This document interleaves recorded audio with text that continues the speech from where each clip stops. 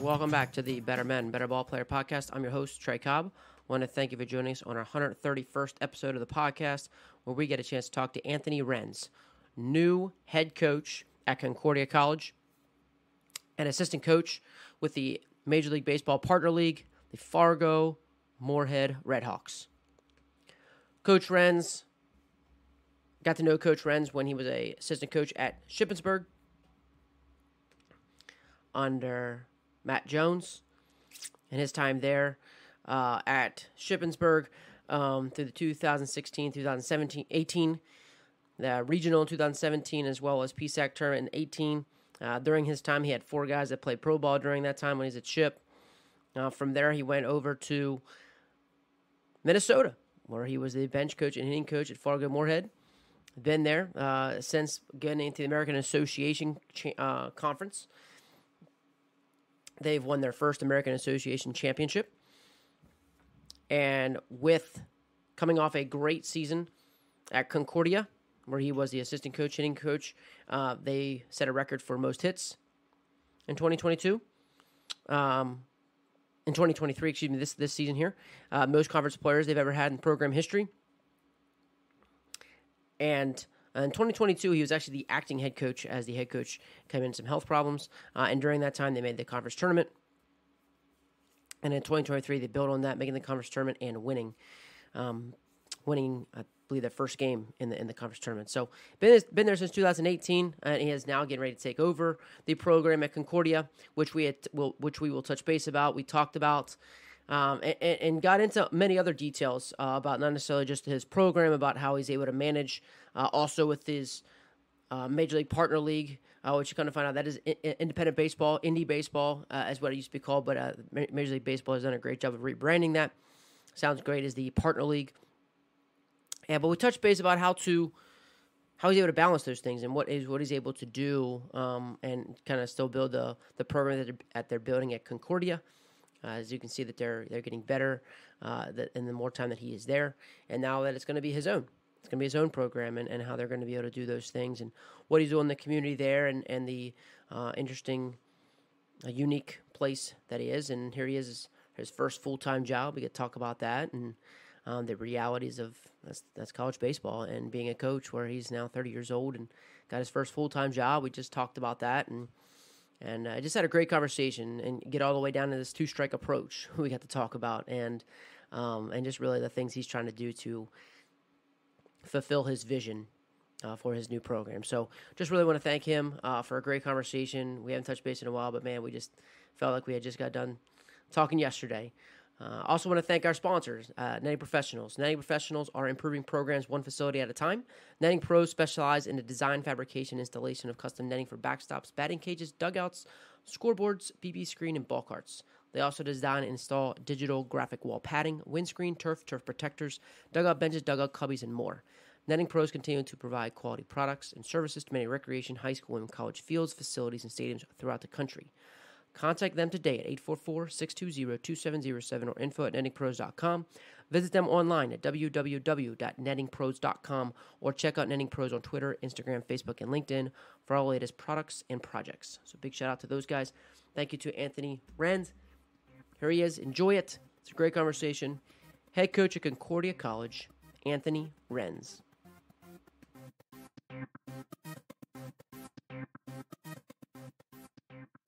So then heading into this year, Coach had a little bit better health, but when we started the season, it was about 8 games in to the Concordia season. He was just kind of like, this is going to be my last year. I'm going to strictly do the Redhawks, because he was doing manager and head coach. And I said, okay. And then he basically privately turned the reins over to me. There was no like formal announcement, but I was kind of just leading everything at practice. And I had done it the year before, so it wasn't like it was anything new to me. And then we had an amazing year on the field. We made the conference tournament again. We won a playoff game. We broke the MIAC conference hits record that stood for about 20 years as a team. We had the most all-conference players in Concordia's history. So we had a really good run. We had a really good team, and hopefully just looking to build off of that. Good. So everything kind of culminated those last 2 years, I guess you could say. Yeah, so it's been I've kind of been a head coach without officially being the actual head coach, but an amazing experience. I mean, even the managerial side of things for the Redhawks to just kind of lead the team for 100 games, and then we won our first. The Redhawks are a storied franchise, won a ton of championships in the old Northern League, but they had never won an American Association title, which was a merger basically in the mid 2000 teens ish. So we won our first American Association title, which was awesome. So yeah, a lot of experience, and now just officially kind of finally have a head coach title next to it. Absolutely, no, that's awesome. Awesome.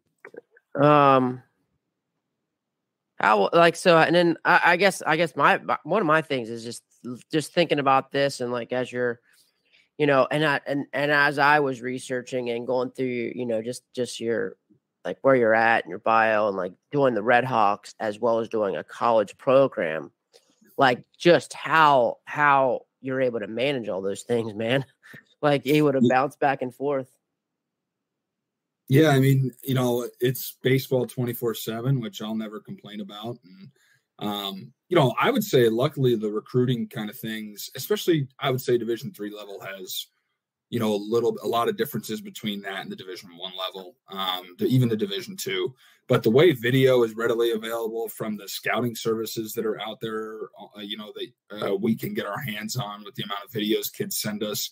I'll do some in-person recruiting, obviously, during the season where I'll take a couple series off with the Redhawks and go on the road and recruit a little bit for Concordia, obviously. But we'll run it through camps and stuff as well. So back when I was kind of going through playing time, almost like college coaches had to see it. Right. They had to be there. And it's not that college coaches don't have to see you now. They can just see you from miles away.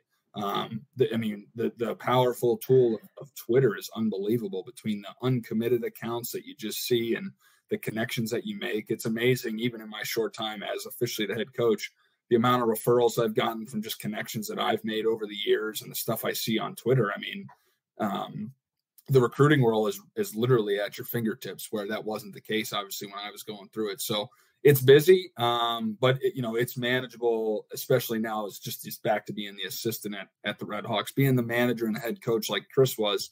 That's a lot, that's a lot on somebody's shoulders, but just being an assistant somewhere and a head coach somewhere else, for all the college coaches that are coaching at their schools and then going to coach college summer ball, very similar feel. My college summer ball is just professional baseball. So I kind of equate it to that a little bit.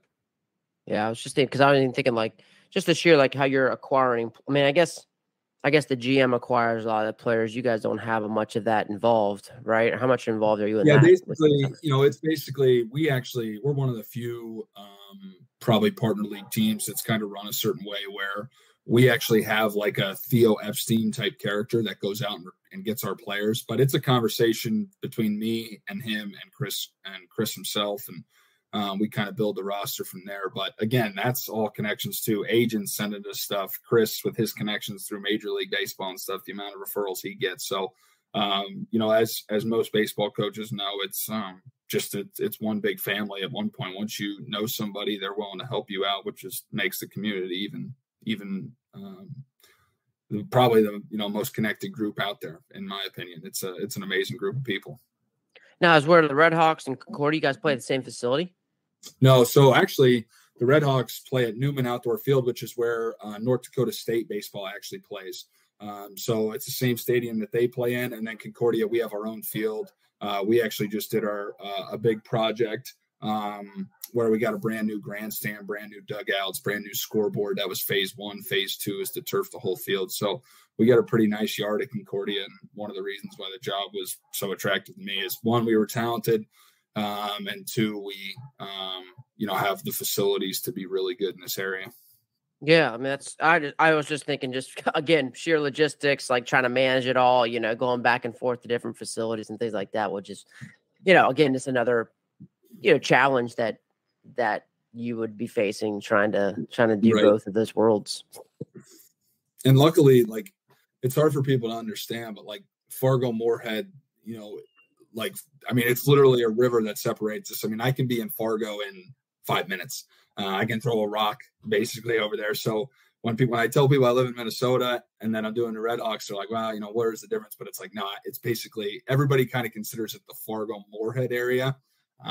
It's a big, metro area, at least 250 to 275,000 people probably in this immediate area. So it's a bigger area. Most people like me, when I came out here, I was expecting like covered wagons, horse and buggies, like what's out in Fargo. But technology travels. There's a lot of stuff that's out here. It's a great area. So yeah, I'm sure.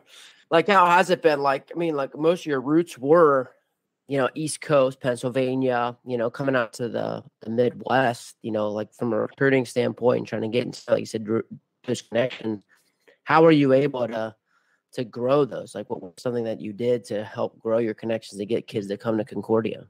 When I first actually came out here, one of the big reasons that I came out here was the manager at the time who I was going to work for with the Redhawks was Michael Schlacht, who's now the manager for the Missoula Paddleheads and a pretty prominent voice in baseball. And, the amount of people that he knew at the time, I mean, his Rolodex of people from his playing days to now his coaching days is second to none. So that was a big part of it. And obviously working with Coast too, I really struggled. I didn't want to leave Shippensburg at a time I did. We were heading to the playoffs, but one of the main reasons that the Fargo job was so attractive was the people that I was going to be working with. And I knew that if I could work with those people, build relationships, prove to them that I was a good coach, just like I proved to Matt Jones that I was a good coach, I could form connections off of them and kind of build it. So ever since I've been to Concordia, going to the convention, networking with other conference coaches every time we meet, Chris would fill me in as much as he could on conference voting and stuff, or conference talk between other coaches. And then obviously with the Redhawks, the amount of guys that I've coached that work at academies in the off season and refer a player like that. We just had a series with the Chicago Dogs and their third base coach, Joe Dominic, hitting coach, great guy, been in the game a long time. He referred a player that he works with in the off season that could be a possible fit at Concordia. So, every day, it's like you never get a day off from recruiting. And that's true. There's obviously a grind aspect to it, but a lot of it with the amount of people that you meet and that I've met and worked with, it kind of does itself just because you form good relationships and they trust you and would want you to maybe have a certain player and work with them, and they trust you to do that. So I couldn't be more thankful for the Midwestern hospitality that's out here and kind of the network that's kind of grown from it. That's cool. That's cool. And I just, just anywhere where you're just trying to, like, it's one thing to say like, oh, I'm going to go, go far away. The other thing to say, like, to actually do it and be successful, be able to, recruit, get to know more people. Like I said, just knowing here's how you kind of took the steps to kind of get where you are, where you have these connections and, people then, like you said, you've formed trust and people can say, all right, well, let's put this guy here. That's pretty important. I think too, like Minnesota, for people that are out on the East Coast and aren't, totally aware of it, because I wasn't totally aware of it either, was, the passion that they have for baseball in here is really second to none. I remember my first year out here, I asked Chris, like, hey, where do our guys play college summer ball? And, on the East Coast, college summer ball between the Cape Cod, the Valley League, Coastal Plain, even the Prospect League. I mean, they're Northwoods obviously is out here pretty prominent. But he was like, no, most of our guys don't. They play town ball. And I kind of scoffed at it originally because I was like, town ball, like where I grew up in Pennsylvania, town ball was just, a bunch of guys just trying to have fun and whatever. But Minnesota town ball is like, I mean, it is as competitive as it is. These communities love it because they only get summer for so long. Oh, that's true. Going to the ballpark every day. I mean, the amount of games that our guys play just for their towns and representing where they came from. And for guys at D3, I really think it helps development because they want to win. Not to say that other summer ball programs don't, but I've been part of summer ball teams and seen summer ball teams. If you get off to a bad start, guys start cashing it a little bit. The beach vacation kind of starts to creep in at the end of August, where here in Minnesota, you got the lakes, you're playing town ball, you're representing where you came from, and you want to win in the state tournament. So that's a big aspect of it. The Minnesota culture surrounding baseball lends itself to having true ball players out in this part of the country, which is fun to recruit and hopefully be a part of your program. Yeah, that's cool. So just diving in a little bit of that, like, so town ball, is it like college win bat league, or is it just like, look, like the best players in the town kind of come out for that team? Yeah, it's basically, there's like, and I'm not even like a total expert on it, but I know like Fox Sports did a whole special on Minnesota Town Ball a couple years ago. And actually, Chris was in the documentary. Chris Coast was in it talking about it because when Chris was actually working his way back, he would actually play in Minnesota Town Ball just to stay ready. And it's like, no, it's very similar setup to like high school where there's different levels. There's the AAA and then there's AA based on the size of the town. And then anybody, I don't want to say anybody and everybody can play, but for the most part, it's a lot of young college players or guys that recently graduated that just want to stay around the game and play baseball. So for the most part, like our guys at Concordia basically started their own team in Moorhead, the Moorhead Mudcats. So that's their summer ball team.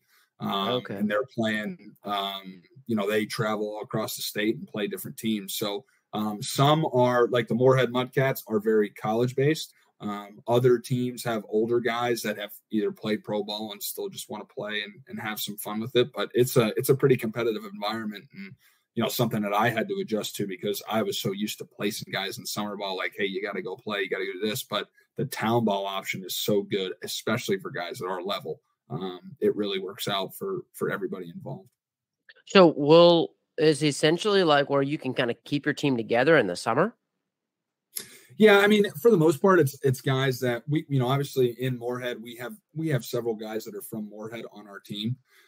So it's those guys that are playing locally. And then if there's any of the guys that are staying on campus for the summer, where they're working a facilities job or doing some work study on campus, they play locally as well. So it's kind of turned into Cobber Baseball 2.0. It's not the full roster by any means, but it's basically it's a lot of our contributing players getting to play again. And I like I said, as a coach, I love that. That's more time they get to spend together. That's more time they get to learn each other. You play another 25, 40 games in the summer with your teammates. That's only going to help your development process when we come in and get ready to get after it in the fall and head into the spring. So yeah, I love it. Guys are playing together. And as long as, the more baseball you play, the better you'll be at it. You got to play.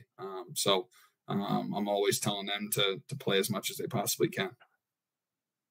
And I'm sure it's just even, because I tell you what's so interesting, and I'm sure you're part of this world, but like how, like I've had coaches tell me like, oh, they're going in the draft league, that they're going to start the Appy League. Like they're going to go, that's where they're recruiting, just because of the portal and how things have changed. That will be hard for you, especially with the Redhawks. Like that's where you're at, so do you have to rely on your staff to maybe go out more like in the summer in terms of recruiting and things like that? Yeah, definitely. One of my assistants is who the field is named after at Concordia College, Bucky Burgow, and the amount of connections that he's made over the years. I mean, there's really only been 3 baseball coaches now in the last, 40 plus years at Concordia. It's been Bucky Burgow, Chris Coast, and now me. Wow. And Bucky's been on the staff ever since I've been here. So I've basically learned under the 2 guys that have, steered the ship. So really lean on him a lot for just advice. I mean, he's seen it all. He's been through everything. And, for example, we had a recruit on campus yesterday. And the reason he was here was because of Bucky. His high school coach was the kid's high school coach, played at Concordia as a Cobber alum and played for Bucky. He referred him to us. And, 24 hours later, the kid's on campus visiting Concordia, seeing what we're all about. So really rely on him a ton. And our pitching coach as well is actually a Cobber alum. And he's heavily involved in the process as well. So yeah, it's for me, I rely on those guys locally because even though I've been out here for 6 years, I'll never be able to catch up to them in terms of experience that they have in the area and the relationships they've formed. But I've done a good job, at least locally, with youth stuff, working Moorhead Youth Baseball, Fargo Youth Baseball, a lot of good connections there. And like I said, there's a lot of good players in this immediate area. So if we can pluck 1 or 2 kids in the Fargo Moorhead area, we're always going to be in on kids from small town Minnesota that are playing baseball and full-time almost and love it. So we really rely on those guys to have the connections that they have and kind of use them to get more kids and better players.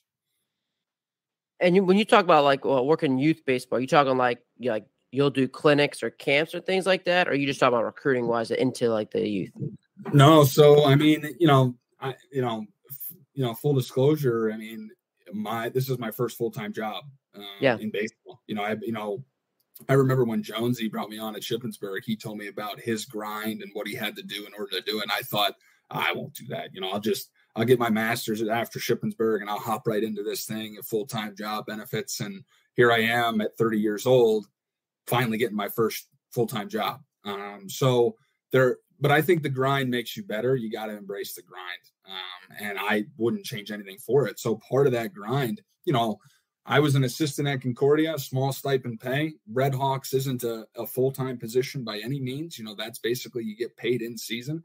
So my off seasons were camps. I mean, Moorhead youth baseball, the amount of camps I ran there, the grind that I went through, the lessons that I'd done in Fargo at a facility called the Ball Yard for Mike Scogan, working for Fargo youth baseball and Alex Sumner. I mean, in terms of camps, I've done it. I learned it under Harry Hilson at Mansfield. He ran camps like nobody's business, and I had to do it for a living. So I think when you do that for a living, you have an appreciation for what people in youth baseball do on a consistent basis, because at the end of the day, those are the kids that are going to be in your program when they're 16, 17, 18 years old.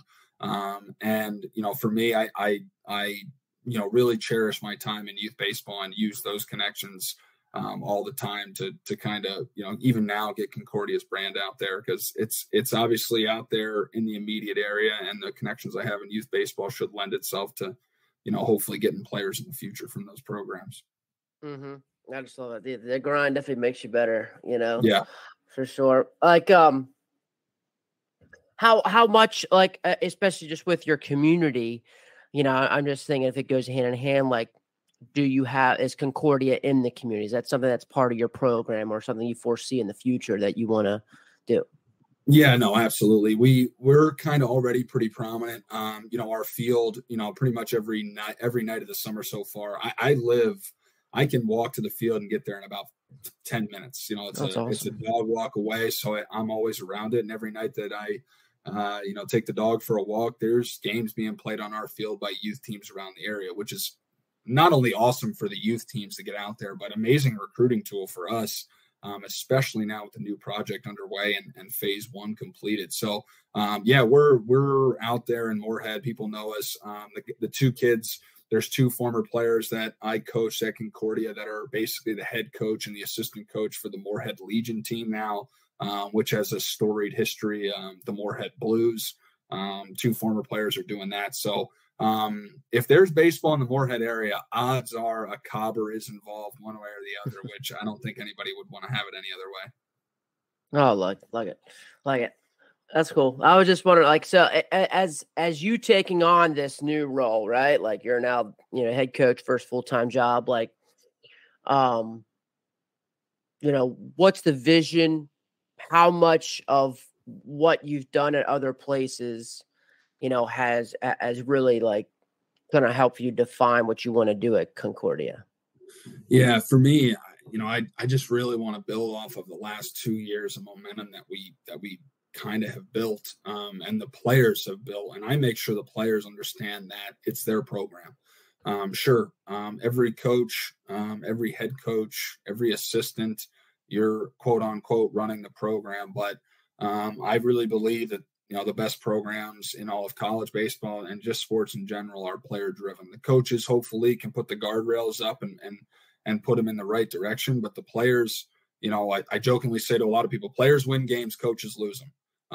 If you're not comfortable with that as a coach, it's going to be a tough sled for you, I think. And even though that might not always be true, right? I mean, the players around the field, they're affecting the game, but you need to bear responsibility when things don't go wrong and prop them up when they do go right. And I think, at Concordia, I want us to just continue to be a kind of driving force in the MIAC conference. In the last 2 years, we've been top 4. And, the first year where I was acting head coach, we basically were 2 and done in the tournament. I thought we could get to the tournament that year. I thought that was where our goal should have been, and we did that. And this last year, I thought we could win it, and we won the first game and lost a 3-0 game to a Bethel team that's incredibly well coached and incredibly talented. We gave them a good fight. We didn't catch a break along the way. They just beat us. But there you are. you're a couple runs away from being in the conference championship. And Concordia, I don't think, has won the conference since I think Chris Coast was in school when they had the big leaguer running around. So for me, it's just kind of building the momentum and winning as many games as possible, but also just running a good program where the guys after college are set up for success, because I am in the pro ball world. But the amount of guys that get the opportunity to play pro ball, even at the highest level. I mean, I know everybody thinks that they're going to have that opportunity. Everybody thinks they're going to get drafted. And if you're noticing, if you're keeping tabs on things, everything's getting a little bit shorter. We're down to 20 rounds now. The draft league spots are few and far between. It's tough to get drafted.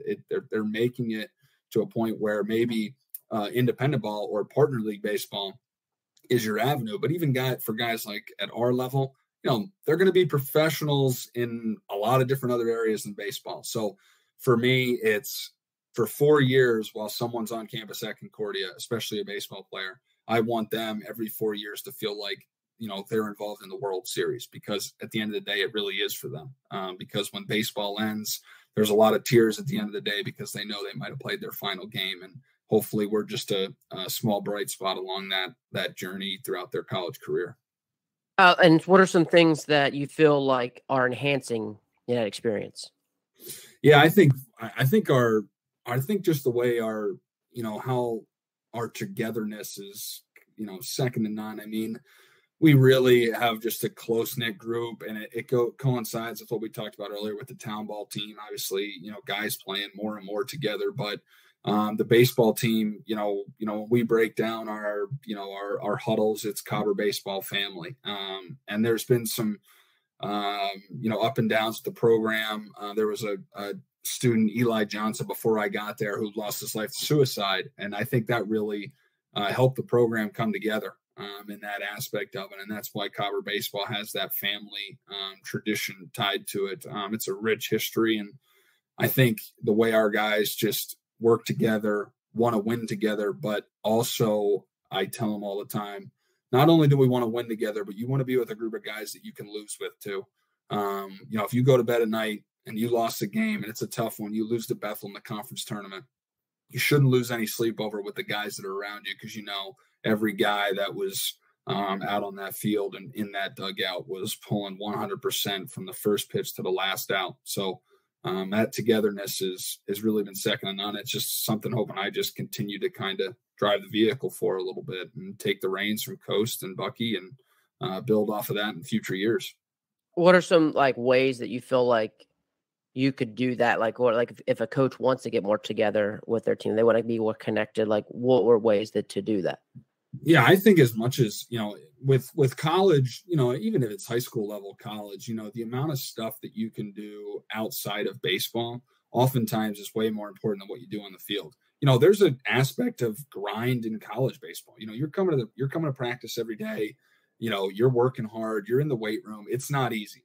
If you want to be good at it, it's especially hard. All the teams that just punched their ticket to Omaha, I mean, their season, they probably feel like, holy cow, we're getting to the tail end, but really it's just starting. Now you got to find that second wind and kind of compete. But anything you can do outside of baseball, we every year do a suicide prevention walk, mainly, from the student that Eli that passed away several years ago. We do that team building exercise. It's a heavy day, but when you go through that and go through an event like that, that's something that is really second to none. Supporting other athletics on campus, going to the women's basketball games. Our women's basketball program was unbelievable this year, lost in the conference championship. Our guys got their face painted in the front row screaming like maniacs, stuff like that, because they should want to come to practice to begin with, as long as the environment's good. So you have that going for you as a coach. If they don't want to come to practice, that's probably a bad sign that, things aren't going in the right direction, and you probably got to reassess where you're at. But they'll build off of the times in practice and stuff. But the bus rides are everybody's memory. The Florida trip that we take every year. Sure, we go to Florida, win some games and play baseball, but they're going to remember going to the beach on the off day way more than they're going to remember the seventh inning of the second doubleheader down in Florida. And that's just the reality of it. In the professional side of things that I work with, you got to win.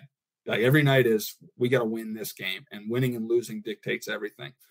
Sure, you're going to build memories that way too, but College is a lot more about the experience at times. Winning is a part of it. I've made that clear to our guys. If you want a good experience, winning often will help that experience. But anything you can do outside of baseball practice, whether it's going to an event, supporting athletics, long bus rides, those go a long way in building that camaraderie that I kind of mentioned before. Nice.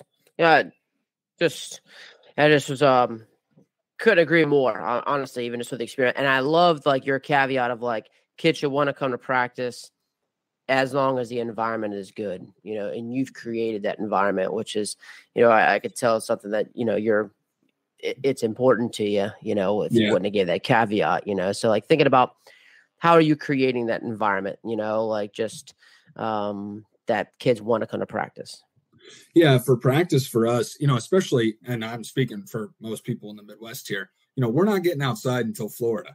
So, you're talking about, you got 4 weeks of practice, basically a month of practice where you're not getting outside. Nobody's getting a fly ball. You're not taking BP outside, not taking a ground ball. You're in a gym. By week 2, you're stir crazy. So what can you do to make practice fun? That's our biggest thing. And for us, what I always do is I just turn up the competition. We draft teams. I love doing that. I pick 2 guys. We pick teams. Then we're off the machine hitting Marv training balls, and we're turning that thing up every level. If you hit it fair, you're in. If you hit it foul, swing and miss, you're out.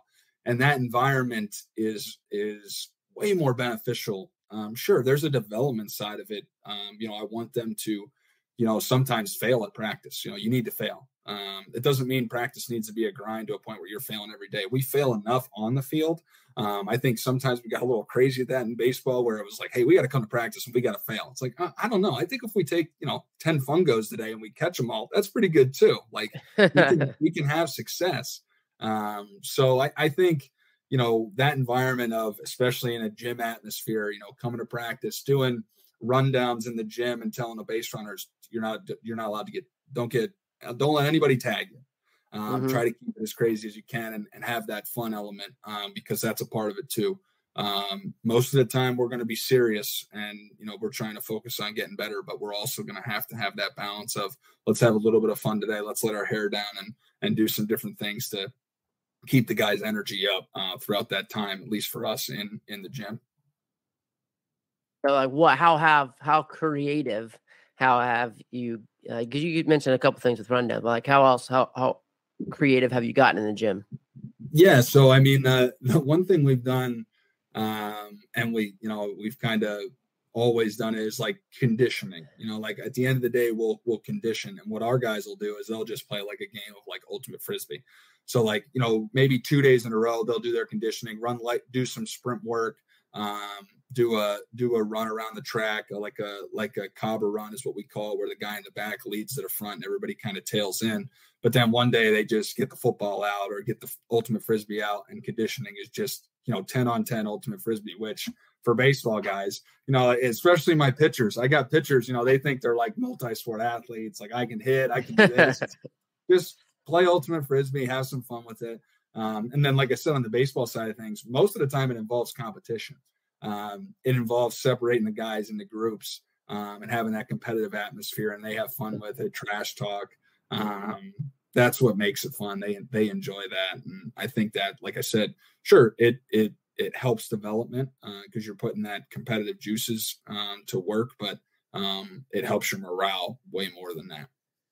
Will you take your teams like throughout like a week or throughout the off season, have like a winner at the end, or is it just like a daily thing that you're just mixing up teams? It's almost like, it's basically like a daily thing. Like we don't have like a progressively long thing to where someone does it. But one of the things I'd like to change just a little bit as basically a head coach, and you're always trying to, make things different in one way or the other. But for me, it's always like, I want guys to understand that practice matters. And we have a great story of a kid this past year, Caden Gelstrom, who was honorable mention all conference. He'll probably be our starting center fielder and leadoff hitter in the rest of his career. But after his freshman year, you were like, I'm not sure where this kid will be. Maybe he can run a little bit. He's got some tools, but we'll see. And he dominated practice from February 1 to Florida. Every time he got in the cage for a live at bat, he hit something hard. The Rapsodo was off the charts. You know, he was doing so well. So then every time when there was basically where I decide who gets an extra at bat, I was giving it to Chelly, to show him I'm watching and it matters. And then to show the other guys like, hey, this matters. Like, he's earned this. It's not because he got a hit his last time. It's because every at bat is good. Even when he strikes out, it's good. So that just added incentive to guys to see like practice matters, because like I said, in a gym, practice can get very, boring. It can get overwhelming. It can wear you down. It's the same thing. So anytime that you can show that it matters, I think it only helps motivate the guys to perform at a little bit higher level. Cool. Yeah. But like you said, the reward is that. The reward is like here, like you're seeing it, and will you, Chuja, I guess what else I'm thinking of, like at the end of practice, you're breaking it down as you're reflecting. Is that something that you will highlight towards those kind of like team talks and as you break down practice? Yeah, kind of. And one of the phrases that we use, and we kind of use it jokingly, and really actually two that come to mind. We use it at the Redhawks too, which is even more of a joke because it's just funny and it kind of lightens the mood for professionals, because again, that's a grind. Is every day is a tryout. It's so coach cliche that it's funny. But we kind of embrace it a little bit. It's like, every day you're evaluated. I tell our guys every day, especially at Concordia, how you talk to your teammates, how you interact with your coaches, how you talk with fellow athletes, how you walked into practice, how you leave practice, everything is evaluated. And oftentimes those things might even matter more than what you do in the cage. We got good players.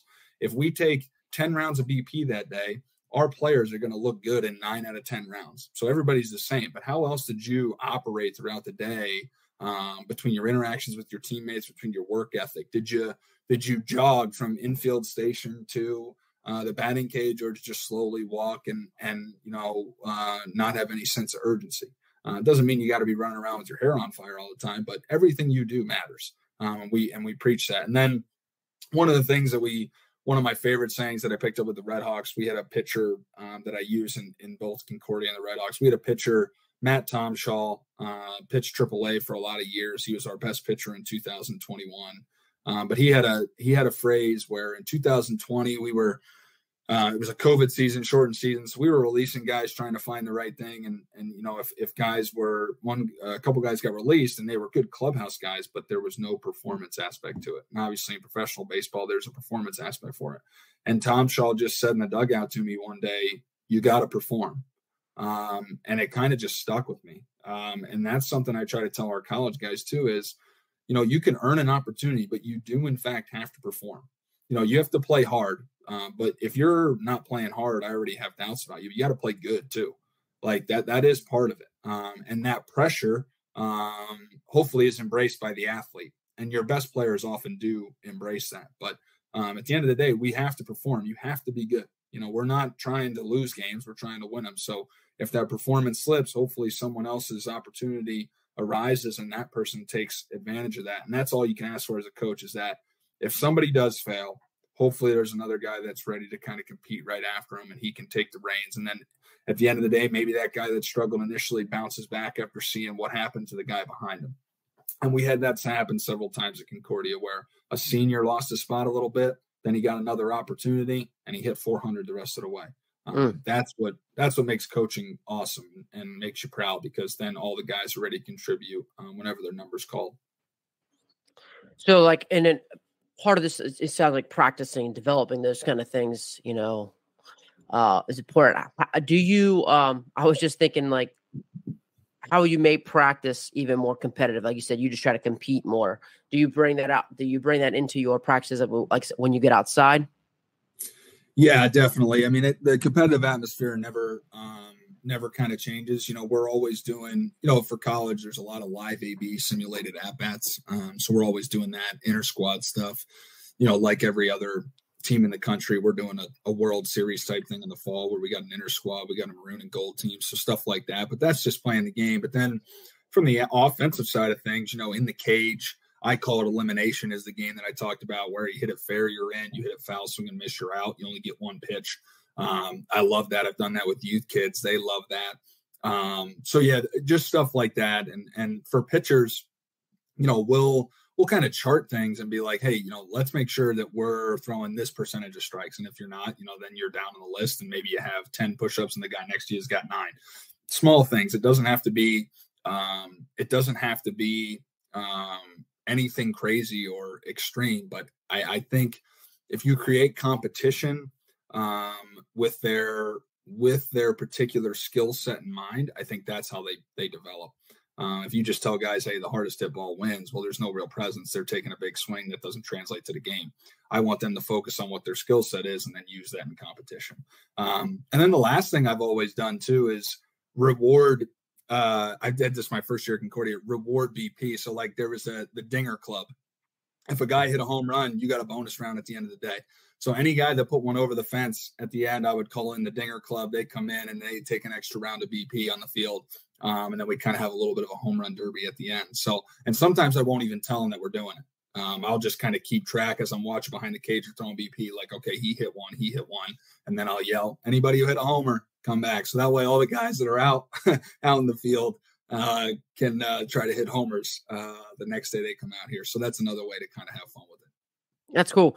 Can you, I want to elaborate. I want to dive into that hard hit ball, what you just said about like, just the details of like, don't just say, just hit a hard ball, just hit the ball hard, but you're saying within your skill set. Can you elaborate more on that of what you said? Like, so is that, big power hitter, like hitting the ball hard means over the fence, but you're essentially like that center fielder burner guy is going to be hitting the ball here. Yeah, it's a great thing. Cause in baseball, I think college sometimes, you have so many kids, so you're kind of teaching everything in one shot, but everybody is still an individual and they all do things differently. And this past year, we set the MIAC hits record, but we didn't have a ton of power. We didn't hit the ball over the fence. So our leadoff guy, for example, Jake Christensen, our starting second baseman, for him, when I tell him to hit the ball hard, I want a line drive over the shortstop's head, almost like Freddie Freeman BP. If anybody's ever seen Freddie Freeman take BP, that's Jake's BP. Just backspin the ball over the shortstop. Sure, he's going to hit a double every once in a while, but for the most part, he's going to go line to line and hit the ball hard. For our 4-hitter Isaac Howe, our first baseman, I've already talked to him this summer about trying to catch the ball a little bit more out in front. Just get a little bit more natural launch to the ball. That way we can try to drive the ball. Is he going to hit 15 home runs next year? Probably not, but he's probably going to hit 400. And if we can get double-digit doubles out of him, I mean, that's going to end up, translating to a higher OPS, which probably is going to lead into more runs. But at the end of the day, that's one of my core principles when it comes to hitting. Got to hit the ball hard. I need you to square the ball up as often as you can. The harder we hit it, the defense has less time to react to it. And at our level, Division III, in a way, baseball's kind of in a time machine. Certainly teams that hit the ball over the fence are going to win more games, but the power isn't readily available 1 through 9. I'm watching Stanford, Texas last night, and the guys that are going up to the plate for those teams, they look like transformers. I mean, they're like pro athletes. We don't have that type of athlete. So a hard single for us, or, a hard single and button a guy to second, we got to do that sometimes to manufacture runs. But oftentimes I just tell our guys, if we can, lead the league in exit velocity, as long as we're not hitting the ball straight down, which you're probably not going to do because that's never been taught really at any stage of baseball. If we hit the ball hard, defense has less time to react. We put pressure on the defense. Those singles will turn into doubles, win the occasional home run, but pressure on the defense is always good from the offensive side of the ball. Okay. Yeah. So just to clarify them, just to review then, hitting the ball hard as you're talking about, like part of your group, like you're looking at line drives. Like, so let's say we're in the cage and you're talking about hitting the ball hard.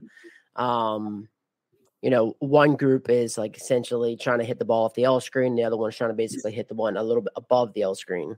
Yeah. So the one thing that I use, especially, in a cage, I'll always tell our guys to try to hit that line drive above the L screen. Try to get it above. That basically is a line drive over the infield. So maybe if you get underneath it a little bit, it's a double. If you get on top, it's a hard ground ball. But the visual that I always use, on the field is we want to knock down the batter's eye. I want to hit the hardest ball possible through the middle of the field. If I have my direction and I'm hitting the ball through the middle of the field, then if my timing is thrown off, which for the majority of our lives as hitters, our timing is going to be thrown off. That's the job of the pitcher. The pitcher is designed to throw you off your timing. That's why they throw fastballs. That's why they throw curveballs. That's why they throw different locations. But if we can stay with a good direction through the middle of the field, then when our timing's off and I catch it a little bit out in front, maybe I shoot the ball down the line. If I'm a little bit late, shoot that ball into right. But I want to do damage gap to gap. And like I said, when I say do damage for our guys, hit a double. That's damage. That works for us. We're not going to hit 100 home runs in a season. Not only from a power perspective, but a weather perspective. It's tough to hit homers in Minnesota in March. So hit a double.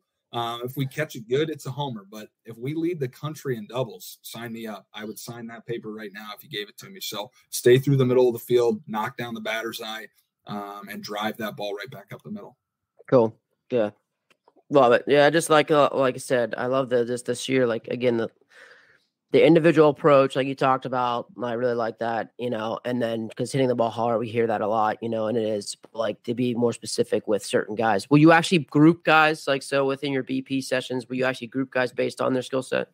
Yeah, sometimes I'll group BP. Sometimes based on the lineup for a lot of it, but a lot of it is skill set oriented, whether the players know that or not, or it's also a competitive thing. Our two most competitive guys that have played their whole lives together, our first baseman, Isaac Howe, I talked about, Moorhead kid, and our shortstop base, Tommy Horan, also Moorhead kid. When I put those two guys in a group together, it's on. Every swing, if one of the guys rolls over, the other guy's chirping behind the cage, which I love. Gotta love it. Because then batting practice matters. So some of it is competitive based, but oftentimes it is like the skill set of the guys. And also though, during the season, like it'll be the lineup. And then there's that, we only have about a half hour to hit before a game. Then there's that group of reserves. And I want that group of reserves to know that they're close to getting in there. So those 5 guys, that batting practice matters too. And I try to tell that, and we preach it during the games that, not only does everything matter, every run matters. You got to have that attention to detail if you want to have success, because the minute that you get lackadaisical in your approach or your work ethic, that's when you start to lose games and you fall behind. So if we can just keep that edge as much as we can, are there going to be days where you're flat, and it's part of the deal.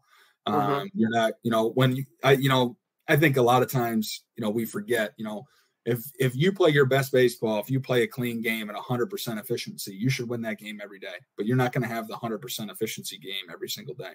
Win the games where you're 70% efficient or 65% efficient. Those are the teams that end up winning games for a longer stretch of time. The teams that are going to Omaha, they can win a game 4-0, or they can beat you at 13-12. Be well-rounded. You should have a team that no matter the situation, you feel confident that, hey, if we can win a slugfest, or if we got a safety squeeze to walk this game off, we're going to do that too. Have every tool in the tool chest. But, that's just part about being a complete and really talented team. That's good. My next, I guess my thing was about with hard hit balls, and that's like a foundational thing for you. Will you track it? Do you track it? Do you chart it? How do you, just to think about that, creating that competition, but like, or even accountability of it? Right. So the Redhawks is actually outfitted with Rapsodo in the stadium, but we have like the units as well. So I bring those over to Concordia. Awesome. And to be honest, and all college coaches are going to love this, the main reason I did it is because every time you do live ABs in the cage, the pitchers think they throw perfect games, and the hitters think they hit homers every time the ball hits the top of the cage. So the main thing Rapsodo did was it gave me that was a ground out. It's not a base hit, you ground it out. And then a pitcher, when it was that's a fly out, I'd be like, no, that went 420 feet. So it gave us one thing technology did was it gave us the ability to, like you said, track it. Now I can show you where it did. But yeah, then what I would start to do is before live ABs, I would just have the Rapsodo unit set up for BP, have the iPad behind the cage, and when guys were hitting, we could obviously see it. And that's where technology is awesome. launch angle, exit velocity, they're buzzwords. They oftentimes create, vicious debate about what's more important. But at the end of the day, technology just made our lives easier. You could watch Barry Bonds take BP and you're like, wow, he gets under the ball a ton. He gets the ball in the air. And now you just have something to identify it with. And that's where I think it goes a long way. And I also think having the Rapsodo in the cage for BP makes those guys just turn their focus up a little bit, because now they want to hit the ball hard. Now they want to see that 100 exit velocity.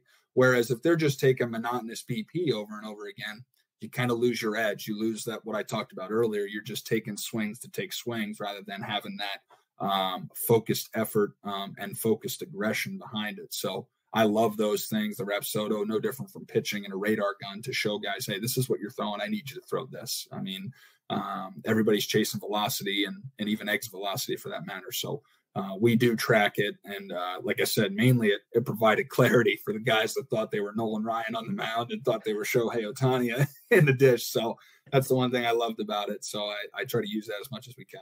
Yeah, that's solid. So you're basically tracking just exit velocity then, as you're trying to say, like, let's be the best. Let's average the highest exit velocity. Yeah. And especially with like launch angle, like, yeah. In Major League Baseball and even high-level college baseball, you're talking about guys that are searching for, 20 degrees all the way up to 40 degrees. But at our level, 40 degrees of launch, nobody's hitting a home run. Kyle Schwarber's going to hit a home run at 40 degrees of launch, but that's Kyle Schwarber. I don't have Kyle Schwarber. I wish I did, but I don't. So I really talk about our guys 15 degrees to 30 degrees. 15 degrees is kind of that low line drive through the infield. 30 degrees is about that max of where a Division III kid, that if he gets it a little bit higher than that, you're going to see a fly out. So that range, I basically, you're talking L screen and above. And like I said, that knockdown, that batter's eye approach. So launch angle is part of it. But again, like I said, exit velocity, it's just proven that, the harder you hit it, the better chance you have to get a hit. No guy is going to hit or average 100 exit velocity for a season and not hit very well. Eventually it'll even out. The game will adjust back to it. So let's barrel the baseball, be consistent with the barrel, because that'll in the long run help us out to win games and score some runs. How are you helping train? So like being that part of like, let's say hitting philosophy and doing these things, how are you helping train the guy to have a higher exit velocity? Yeah, I think we do, and we've done a variety of things. We do hit a ton of machine. And I think machine work is great. I really love it. It just replicates in-game stuff as much as you can.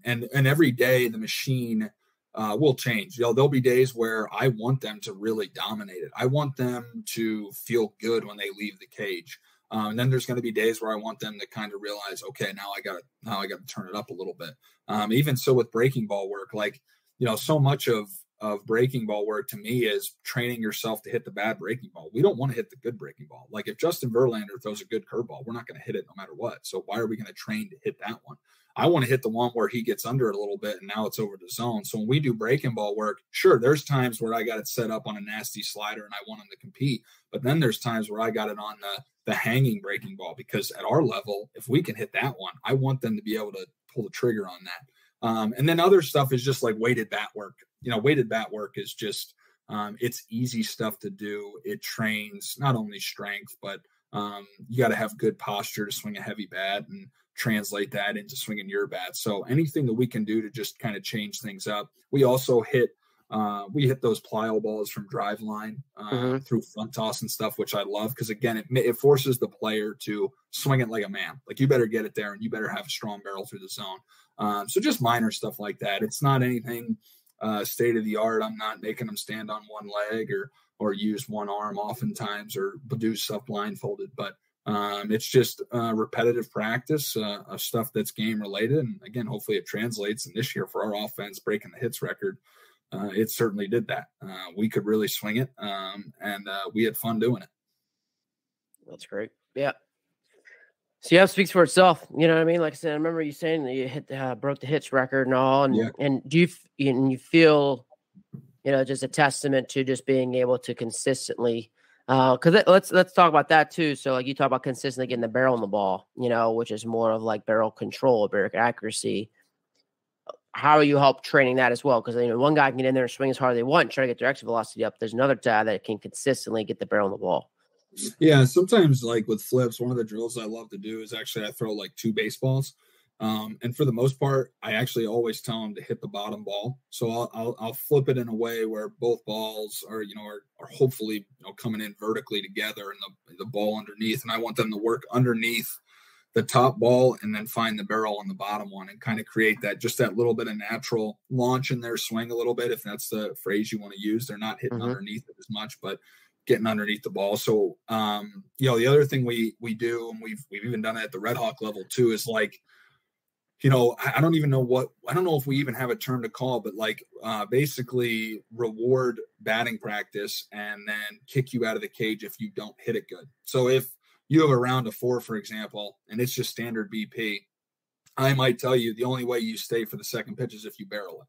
Don't worry about the result. I don't care if it's a ground ball. I don't care if it's a fly ball. But if it's barreled, you stay for the second one. If you hit it, if you get underneath it, if you hit the turtle or you pop it up and you don't hit it good, you're out of the cage. You only get one swing.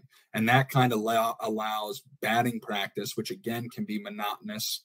It can be boring at times. It puts a value to each swing.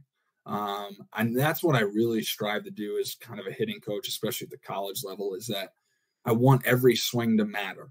Are they all going to matter the same amount? No, certainly not. And I'm not unrealistic in thinking that it will, but I want them that every time they take a swing, there's intent, there's purpose. And hopefully that translates in the game. And like I said, this year it did. I thought one of the things that made us a good offense is our ability to compete with 2 strikes. Like we would just foul balls off. And even times as I was coaching third this year, I was like, man, this pitcher's got to be like getting annoyed at some point. Like you can just tell, like over time, it's like, I can't get these guys to even put it in play and make an out. And then all of a sudden you bloop one in, next guy hits a double, and now you got second and third, and you're wondering, man, I had that guy 2 strikes. So once we get to 2 strikes, compete. And I mean, that's really what it is. I scream it from the third base coaching box all the time. I'll just yell out the word compete. Just compete for us right here. That's all I want. If you give us a good effort, no matter what it is, even if you ground out or make an out, sometimes that 5-pitch, 6-pitch at bat, that matters more over the course of an inning than actually getting a hit. So that competitive atmosphere with every swing and that we take, I think really translates in the game. Love it. Super cool.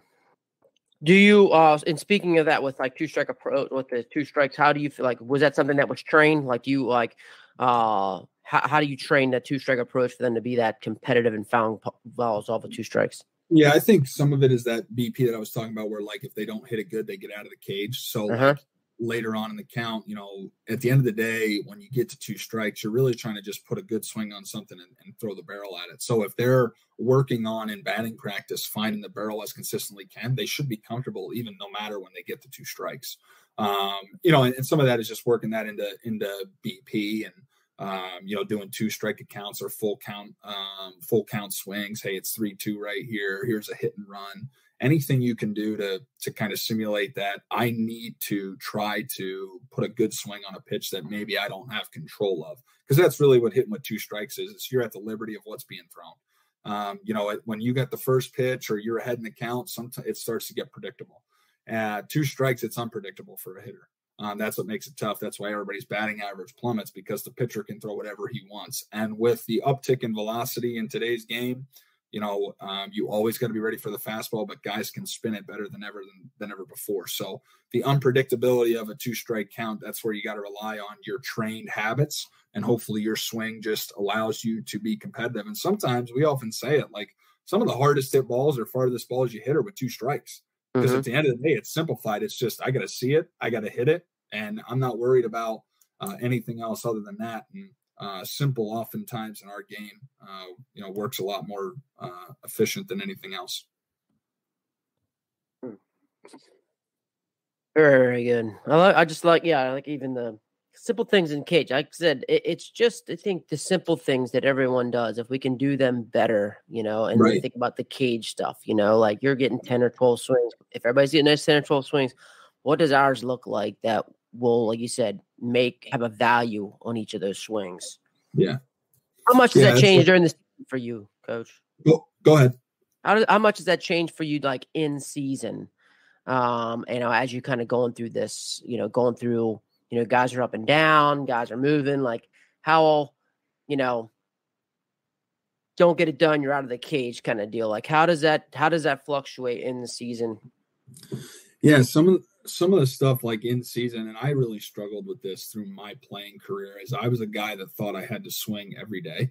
I felt like if I didn't swing, I was then unprepared, or if I didn't get BP, then I couldn't be good. And sometimes, it's hard to convince college hitters this. Pro hitters, they have a better understanding how their body feels, how their swing feels. When a guy's going good for the Redhawks, I might not see him in the cage for pregame work. They might just take BP on the field, or they might just take a round of flips in the cage and they're ready to rock for the game. For college hitters, they have a little bit more anxiety towards that.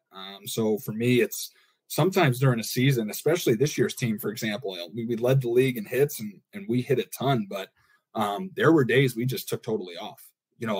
We wouldn't, like, whether it was we played a game or doubleheader the day before, or we had a good practice the day before, and the next day we're not going to swing a bat and kind of get them away from it. And then when it gets back in it kind of has that re-energizing effect of like, okay, now I'm back in here. Now my focus is back to it. The famous phrase of those who hit often hit often. I think that holds true. You got to swing the bat a lot, but there is times to let your body and mind just get a little bit away from it. Have a little bit more of a maintenance day, couple rounds of flips, and that's it. Because it is such a grind, and even with the success that you will have, you're going to have way more failure. That's part of the deal. So anytime you can kind of get away from it, maybe just take flips in the cage, or don't take on-field BP, you just hit in the cage rather than letting see the ball flight, just changes the focus and the intent a little bit. And I think that's good because it keeps it fresh every time they step in the box. Cool. Yeah. I mean, it's all depending, you just know how much the game is mental, and, and how, you're trying to work on making everything swing better. Cause that's always my thing, it's like how much do you just keep on pushing, and then when to pull back. Yeah, it's the balance. It's always a tough one because, and honestly, this year's team, what's funny about this year's team at Concordia, like prior to our conference season starting, we were underwhelming offensively to a degree that I didn't even know was possible, because I knew we were going to be good. Like I was like, we are going to be good and we're going to be able to swing the bat, and we weren't. So I was like, okay, so do you start as a coach? Do you doubt everything you did in the preseason? It's like, did we do too much machine work? Did we not do enough of this, enough of that? And then over time, we lost the first 2 games of our conference season to Gustavus, who's an excellent program, really good. And then after that, it was on. And, whether it was losing 2 games that fired them up, or that one at-bat or that one hit that just kind of turned it for everybody. And all of a sudden it was like every time we played a conference game, it was like 10, 11 runs, 12 runs, 13 runs. And that's uncommon in our conference. And so I think just sticking to what you believe in, as long as if it's not radical beliefs or anything outside of the box, as long as it's a consistent approach, you got to let it play out. And oftentimes in baseball, we overreact to small sample sizes. You got to let these guys play and let them fail, because those failures, even though at the times they feel like the weight of the world's on your chest, it's actually helping them more develop than you can really see with the naked eye.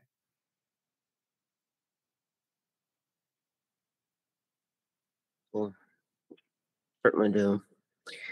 Dude, just wrapping things up, man. I think here we are over an hour into it, man. I was just wondering, if there's, anything, that we maybe haven't covered, anything you're looking forward to, maybe being a head coach, thinking about right now, you've already kind of put on the head coach cap. Not that you haven't been, but it's truly for sure yours. You're not acting anymore. And how that preparation has been different, knowing you're the guy, is your program, and could like last year where you were still just acting. Like, what was the difference there?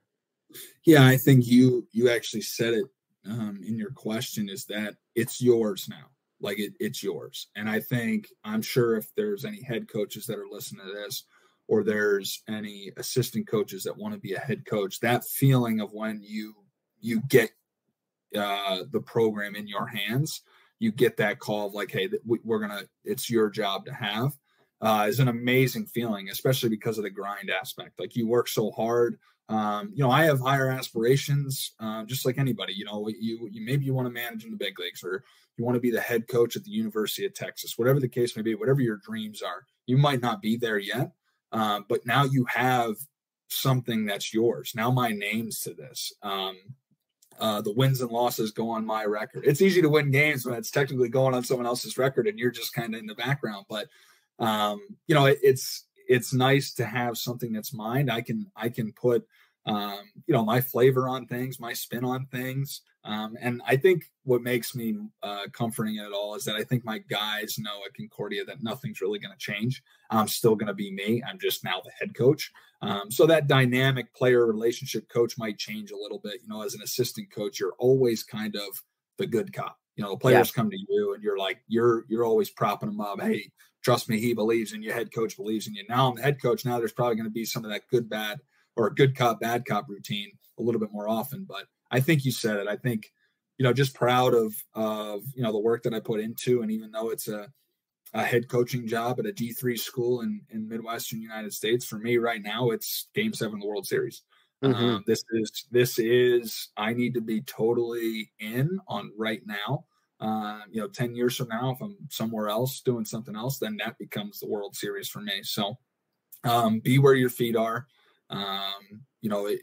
You can dream, and it's good to dream, but you need to also be present with where you're at. And I think for me, just having my name attached to things, and again, being lucky enough to lead such a proud program, I couldn't be more thrilled for the future of not only my career, but of Concordia baseball.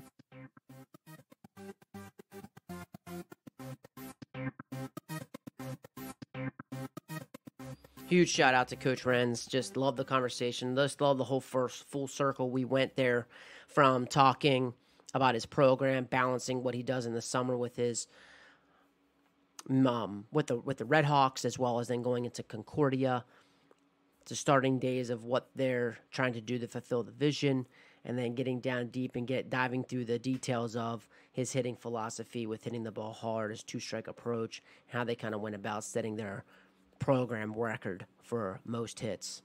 Just a really fun conversation, and as we wrapped it all up there with just him fulfilling that vision, and for him talking about what he loves there about Concordia and wrapping the things up about his program. Just a really good conversation. Really enjoyed it. Took a good bit of notes.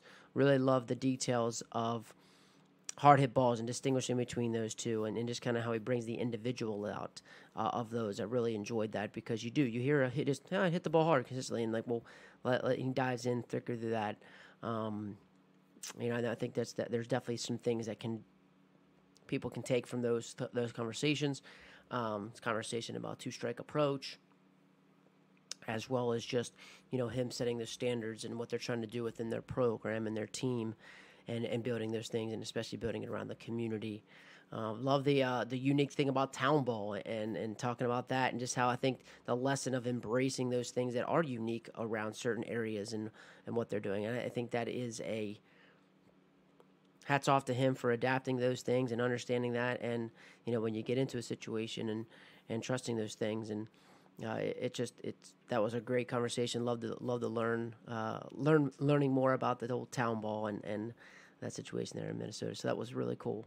So big shout out to Coach Renz. Again, follow him on Twitter. Look about Concordia College. You find all those things about the Cobbers. It's super cool, and just a great guy. Going to be sure continue with a lot of success there at Concordia, as well as the Redhawks. So until next time, keep getting better.